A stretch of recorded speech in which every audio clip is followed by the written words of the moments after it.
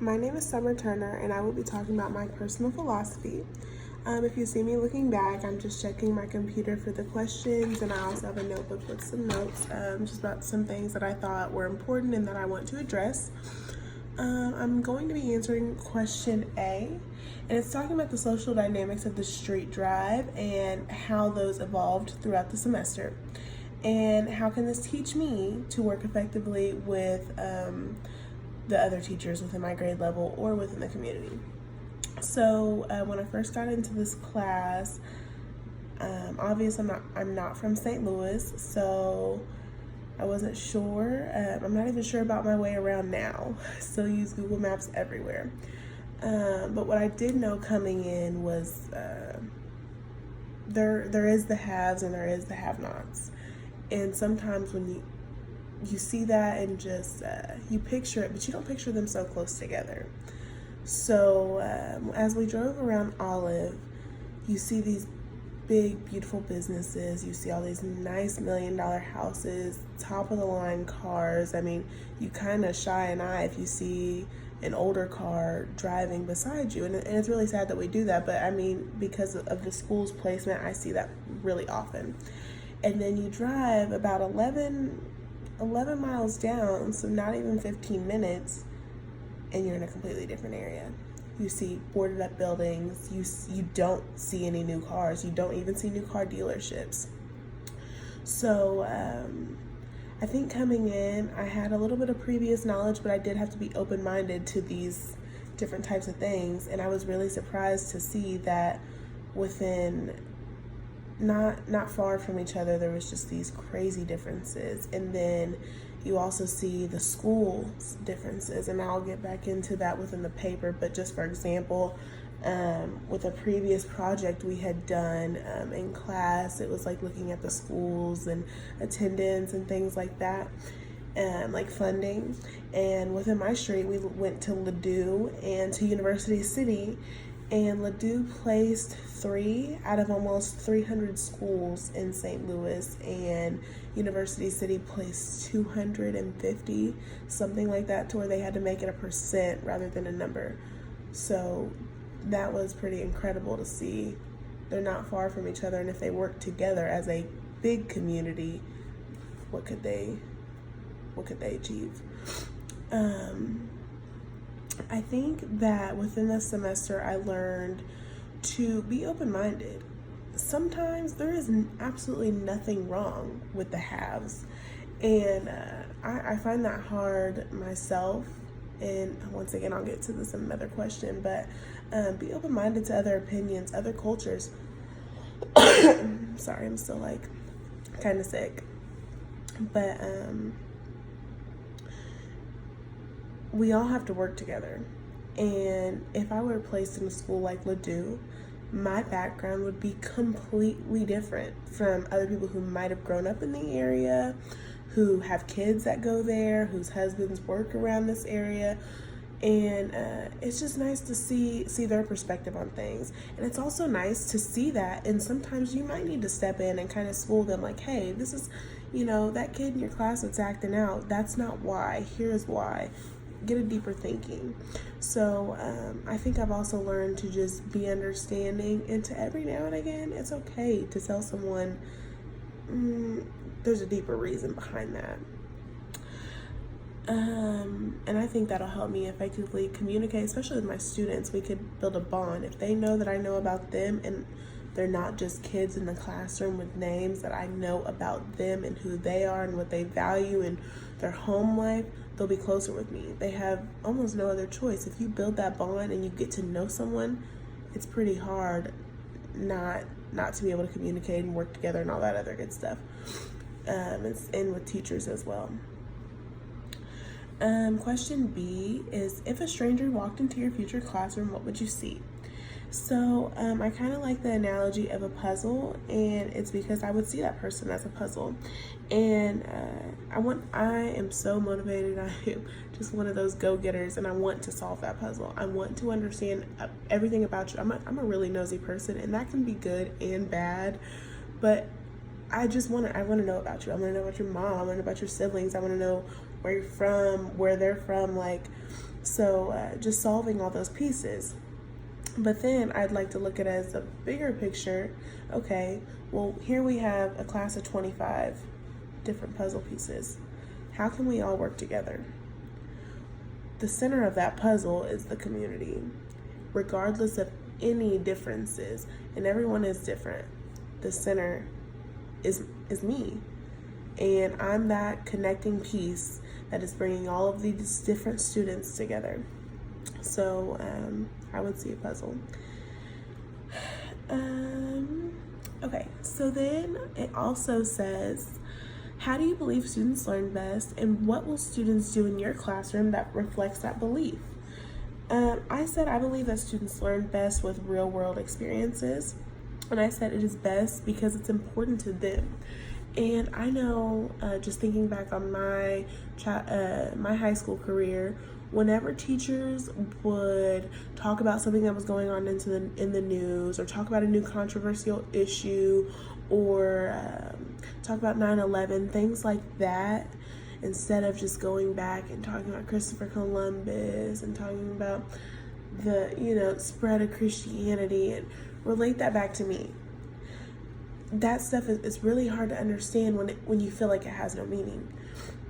So in history, which is my content area, I'm going to try to relate things back to my students, because I believe that history repeats itself, and a lot of times we see a lot of different things that have happened before, and why. And sometimes those reasons are different, and we could just elaborate and figure that out. So I also wrote in this paper that current events are big to students. During the Michael Brown case, I'm sure students in that area wanted to talk about that, wanted to talk about the law, wanted to talk about the policies behind that, how those policies got made, what might happen, things like that. And I feel like sometimes, not all the time, because you don't want to get too off topic, but sometimes it's nice to just take a day out of the classroom and let's talk about what the students want to know. Have them find a news article that they think is important to them, and let's share that, and let's talk about the pros and the cons, and let's talk about the who, what, when, where, and why. And that's just something I feel that is really important in the lesson plans that I've created with Michelle this semester. Each of my lessons is somehow connected to something a student wants to know, a student wants to learn. So then there's another part to that question, and we're still in question B. It says, how will you manage or discipline systems that reflect your values or beliefs? So, okay. As you guys can see, I'm really straightforward, and I'm sorry, I'm just looking at some notes. I am open-minded. I know what it's like to be a student. And from this video, my teacher knows what it's like to be a student. I'm overwhelmed. I have 15-page papers due. I have 3 other finals. Does that make this class any less important? Absolutely not. But am I a human, and do I need just a little bit of leniency in not writing a 4-page paper when I can just talk like I do all the time in class? That helps. So I'm open-minded, and I feel like with that and being real with students, they're gonna respect me. I feel like within the first few days, I'll be a little bit tough. I can be a tough person. I can be that person that a lot of people might not like when they first get to know me, just because I don't take any mess. But after that, I feel like my students wouldn't bring that in my classroom. I don't think they would dare. But if they do, I've gave them the benefit of the doubt.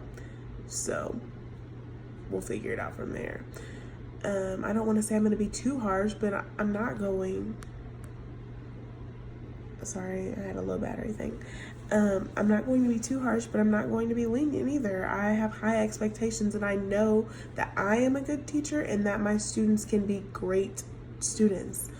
And that's the expectation in my classroom. I also think that this class has taught me that, one, you pick your battles. I feel like that's something every teacher should know. You should not battle every single student. You'll tire yourself, and that's why we don't have a lot of teachers, and that's why they don't last long. I'm not going to argue with kids. Second, this class has taught me that sometimes with dealing with different types of people, it's not that they're being disrespectful. It's just who they are. I am African American and white, and I will tell you that I am late to everything. I do not purposely try to be late. I do not start my day saying I'm going to purposely be late to class. I'm just late. I'm never early. It's just me. It's just how a lot of people in my culture work. We're late. So I might be a little bit lenient. Every day, okay, that's a problem. You're taking advantage. But for the most part, I get that. Same thing with a lot of times, maybe I might have a student in my class that's not making eye contact with me. Immediately, some teachers might think, if I'm asking you a question, why aren't you looking at me? They avoid eye contact. They just simply don't do that. It's not in their culture. Sometimes it's seen as disrespectful to look at someone in the eyes. So just being open-minded to those types of things when we're dealing with discipline.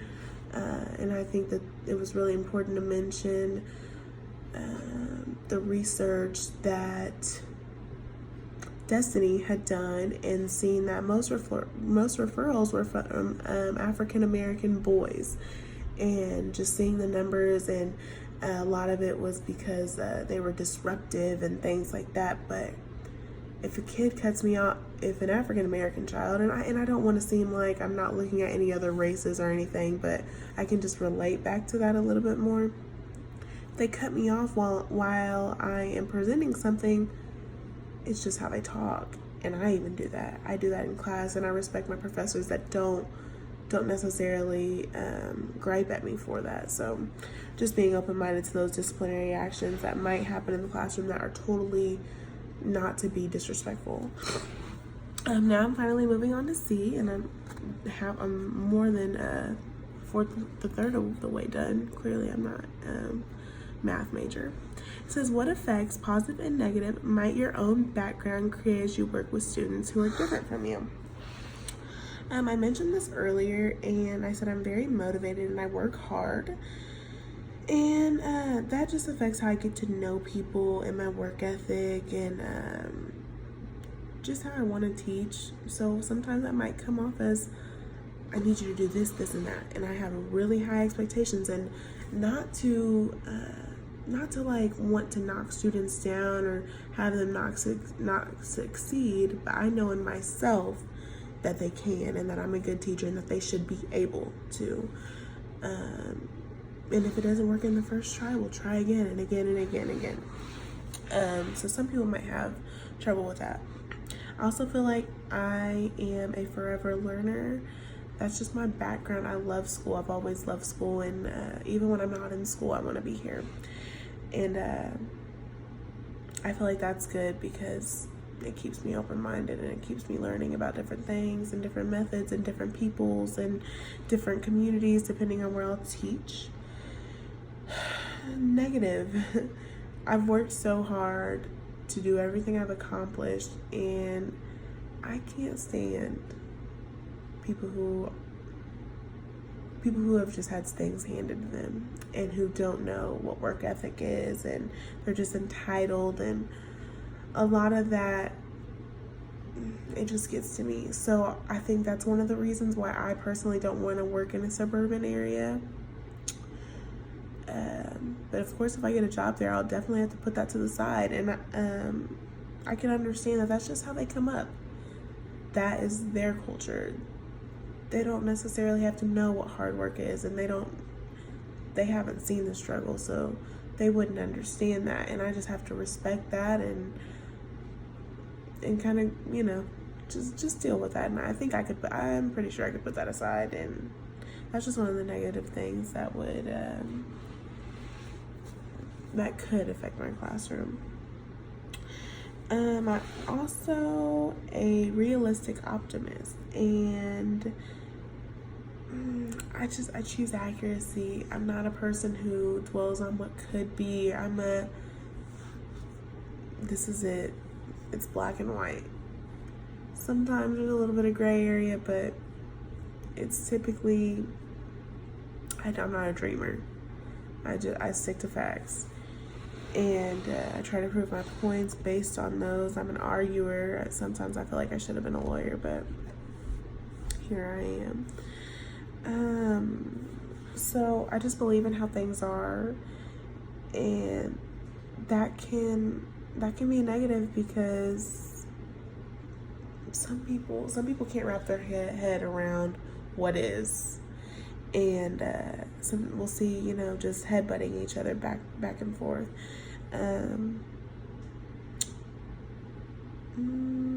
Sorry, I'm just reading these notes and my handwriting is so bad. I'm real and I'm open. I mentioned that's just my personality. But I also, as an optimist, I can keep everybody motivated to achieve what is, to achieve the goal. And I'm a realist, so I keep everything real. I'm not going to sugarcoat anything. And that can be very good and that can be very bad. So just being open to that. And, sometimes I might have to appeal to my people who do have big dreams and big hopes. And I don't think I'll ever necessarily shut them down as though they could never happen. But, So, now the final question. Thank you for watching most of this video. How do you now understand your moral responsibilities as a teacher in a diverse, democratic society within a global community? So, it is my responsibility as a teacher. I'm sorry. To understand who I am as a person, how that will affect my students, and to understand who they are. And so really self-reflecting and knowing why I do things the way I do, or why I see things the way I see, and connecting with students. And as I said, I'm a learner. I would love to hear other views and see why they believe that, and keeping that all into consideration. I feel like a good teacher doesn't just teach content. You have to know your students, and that's the base. You could be one of the best teachers. You could know every single thing about history. You can be an expert. But if you don't make an effort to know your students and to understand your students and where they come from and how they do things, all of that goes out of the window, because there you are up there lecturing about something that they won't care about because you're not relating it back to them. And you're kicking students out of class because you don't understand why they're doing the things that they're doing. I have learned to embrace difference in the global world, and just realizing that even though two things are close together, they might be completely different. But knowing that, it's my job to try to bring those together, because at the end of the day, we are all one, and just trying to fix that gap. I feel like that's important as a teacher, to try to close that gap. As a teacher in a global and democratic society, I need to support and encourage my students and focus on the needs of the community and the schools, because a lot of time they're seen as independent, but like I just said, it's important that we bring those together and we keep that student in the middle. And one of the women that spoke this semester had mentioned that before, is like keeping church and schools and community and all these things that were once together, keeping that student in the middle, have all spread to be their own entities. And I feel like it's my job, if I have to learn more about the community and learn more about the students and everything to make a positive environment, that says that clearly we all need to work together. This is a system, and I feel like that's really important. And without that, we're leaving those separate things separate, and we're losing control over what the focus is. If we work together, we'll have a strong central system, and That's what's most important about being a teacher in a diverse democratic society. Thank you.